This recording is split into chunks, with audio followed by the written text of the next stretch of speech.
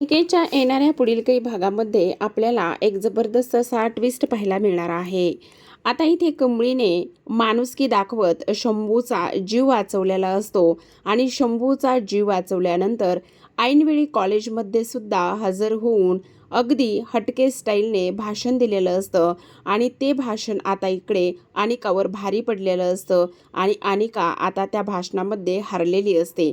ज्या अनिकाने सर्व मीडियावाले बोलवलेले असतात, त्याचबरोबर ऑनलाईनसुद्धा बऱ्याच काही गोष्टी तिने करून ठेवलेल्या असतात आणि त्याचमुळे आता इकडे पुन्हा एकदा अनिका तोंडावर पडलेली असते आणि कमळी जिंकलेली असते. हे सगळं आपल्याला या आजच्या ट्विस्टमध्ये जाणून घ्यायचं आहे, पाहायचं आहे. त्यामुळे व्हिडिओ हा शेवटपर्यंत नक्कीच पहा. तर आता प्रेक्षकांनो, आपण मालिकेमध्ये पाहतोय की इकडे कमळी जेव्हा कॉलेजमध्ये येते त्याच वेळेला कमळीचं सगळेजण कौतुक आणि स्वागत करत असतात. कमळीच्या नावाचे बॅनर लागलेले असतात, मीडियावाले तिथे आलेले असतात आणि मीडियावाले, बॅनर ह्या सगळ्या गोष्टी पाहिल्यानंतर आता कमळीला फार मोठा धक्का बसतो. दुसऱ्या बाजूला ही गोष्ट सरूला सुद्धा समजलेली असते. आता सरू विचार करू लागते की माझ्या कमळीला फार फार तर जास्त इंग्लिश बोलता येत नाही, मग कमळी कसं बरं भाषण देणार आहे. त्याच वेळेला तिथे नयनतारा आणि अन्नपूर्णा सुद्धा आलेल्या असतात जज म्हणून. आता अन्नपूर्णा आणि नयनतारा एकमेकींना म्हणतात, हे सगळं काय आहे? त्यावेळेस नयनतारा म्हणते, बहुतेक ना इथे कमळीने भाषणाची जय्यत तयारी केलेली दिसते. असं वाटते मीडियावाले आणि ह्या सगळ्या गोष्टी वगैरे असल्या कारणाने कमळीच आता इकडे पहिली येणार आहे किंवा तिलाच ट्रॉफी मिळणार आहे. भाषणामध्ये बहुतेक ना ती अनिकाला हरवेल असं मला वाटतंय. पण आता अन्नपूर्णाला मात्र अजिबात तसं वाटत नसतं. कारण अन्नपूर्णा विचार करतात, कारण कमळी फार दुःखी होती, अपसेट होती. मग ती एवढी सगळी तयारी का आणि कशासाठी करेल असं अन्नपूर्णाला वाटतं. दुसऱ्या बाजूला रागिनी अनिकाला विचारत असते, अनिका खरं खरं सांग, तू कसला आणि कोणता प्लॅन केलेला आहेस, खरं सांग. त्यावेळेस अनिका म्हणत असते, मम्मा जस्ट वेट अँड वॉच. त्यावर रागिनी म्हणत असते, पण तरीसुद्धा सांग ना.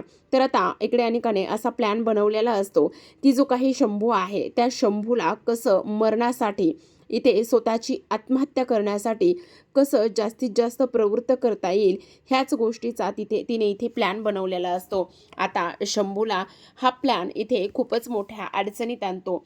शंभू आता इकडे ह्या परिस्थितीवर आणि त्याचबरोबर रोज होणारा अपमान ह्या सगळ्या गोष्टीवर एक व्हिडिओ बनवतो.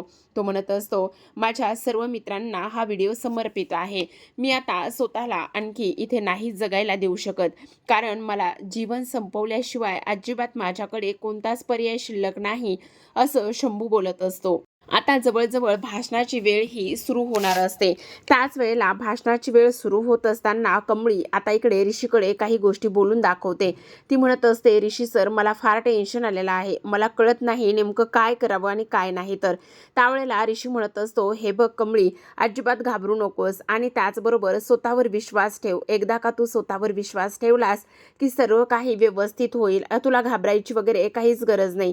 तेव्हा कमळी म्हणत असते, नाही, पण मला कसली तरी खूप भीती वाटते. असं वाटतंय की नक्कीच काहीतरी माझ्या जवळच्या माणसासोबत कसलं तरी काहीतरी विचित्र होणार आहे. तर इकडे शंभू आता स्वतःला गळफास लावून घेण्याचा प्रयत्न करत असतो. तेव्हा ऋषी म्हणत असतो, नेमकं तुला काय वाटतंय? तेव्हा ती म्हणत असते, मला असं वाटतंय की शंभू कोणत्या तरी अडचणीत आहे, मला त्याच्याकडे ताबडतोब गेलं पाहिजे. तेव्हा ऋषी म्हणत असतो, अगं पण कशी जाणार आहेस? तेव्हा कमळी म्हणत असते, सर प्लीज तुम्ही इथलं ॲडजस्ट करा. माझ्या पुढे किंवा जेवढे जे काही इथे पार्टिसिपेट आहेत त्यांचं अगोदर भाषण घ्या, मी त्याच्याकडे जाऊन येते. तो जर ठीक असेल तर मी ताबडतोब परत येते आणि जर नसेल ठीक तर त्याला इथे सोबतच घेऊन येते, असं कमळी सांगत असते. आता ऋषी म्हणत असतो, ठीक आहे, मी तू येईपर्यंत इथे वेट करतो, तू काळजी करू नकोस. तेव्हा कमळी आणि निंगी ह्या दोघी जणे ऋषीकडे जायला निघतात. आता निंगी म्हणत असते, अगं कमळे, पण तू डोक्यावर पडलीस का? असं कसं करू शकतेस? असं कसं वागू शकतेस? तेव्हा कमळी म्हणत असते, नाही, मला शंभूची फार काळजी वाटायला लागलेली, मला खूप भीती वाटते की तो कसल्या तरी अडचणीत आहे. नाही निंगी, आपण इथे नाही थांबू शकत, असा ती विचार करते. त्याच वेळेला ऋषी म्हणत असतो, हे बघ कमळी, आता जे काही निंगी आणि तू दोघी जणी जाणार आहात ना, पण तिथे गेल्यानंतर प्रत्येक वेळेला मला एक एक अपडेट तुम्ही दोघी जणी देत राहणार आहात, अजिबात तुम्ही हलगर्जीपणा करणार नाही आहात, असं स्पष्टपणे आता इकडे तो बोलत असतो. त्याच वेळेला कमळी म्हणत असते, ठीक आहे सर, तुम्ही काळजी करू नका, असं म्हणून कमळी आणि त्याचबरोबर निंगी ह्या दोघी जणी धावतच तिकडे निघालेल्या असतात. इकडे आता दुसऱ्या बाजूला आपण पाहतो की जो शंभू आहे तो शंभू इथे गळफास लावून घेण्याच्याच प्रयत्नामध्ये असतो. तो स्वतःच्या जीवाला कंटाळलेला असतो आणि त्याचमुळे तो आता इकडे गळफास लावून घेत असतो. आता त्याच वेळेला कमळी आणि निंगी धावतच जातात. शंभूच्या खोलीचा दरवाजा ओपनच असतो आणि त्याच वेळेला आता गळफास लावून घेणाऱ्या शंभूला कमळी आणि त्याचबरोबर निंगी ह्या दोघी जणी धावतच जाऊन वाचवण्याचा प्रयत्न करत असतात. कमळी मात्र शंभूच्या सनकनेक कानाखाली वाजवते आणि म्हणत असते, काय चाललंय शंभू तुझं? तू एवढ्या खालच्या थराला जाऊन कसा काय वागू शकतोस? अरे हे जे काही आयुष्य आहे ते आयुष्य एवढ्या सहजासहजी मिळतं का? आणि तू अशा पद्धतीने कसं काय वागू शकतोस तेच मला कळत नाही. अरे तू वेडा आहेस का? हे बघ असं करू नकोस. असं सुद्धा आता इकडे ती बोलत असते. तेव्हा शंभू म्हणत असतो, पण मग काय करू? काय करू? बोल ना तू. त्यावर कमळी म्हणत असते, अजिबात नाही.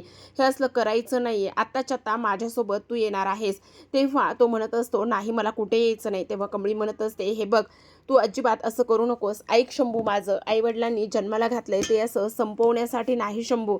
ह्या सगळ्या गोष्टीचा तू अशा पद्धतीने विचार करू नकोस.